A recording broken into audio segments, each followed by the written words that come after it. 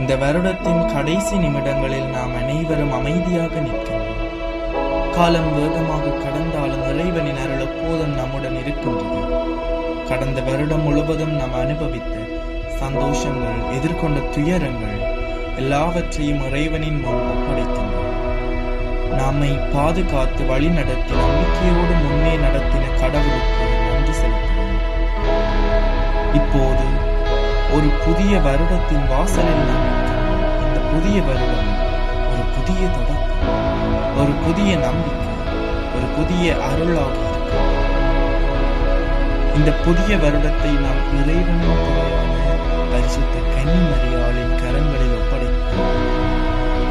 மரியா அவர் கடவுளின் தாய், இயேசு கிறிஸ்துவின் தாய், நம்முடைய ஆன்மீக தாய். அவர் தாழ்மையின் அடையாளம், அன்பின் உருவம், நம்பிக்கையின் விளக்கு. ஜனவரி 1ஆம் தேதி திருச்சபை முழுவதும் பரிசுத்த மரியா தேவமாதாவின் திருவிழாவை மகிழ்ச்சியுடன் கொண்டாடுகின்றது.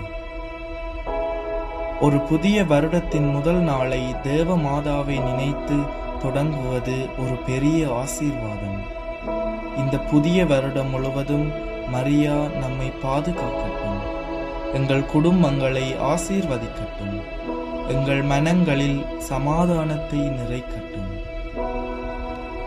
எங்கள் வாழ்க்கையில் அன்பு அதிகரிக்கட்டும், வெறுப்பு குறையட்டும், நம்பிக்கை வலுவாகட்டும், துன்பத்தில் இருப்போருக்கு ஆறுதல் கிடைக்கட்டும், நோயாளிகளுக்கு குணம் கிடைக்கட்டும், உலகம் முழுவதும் சமாதானம் நிலவட்டும்.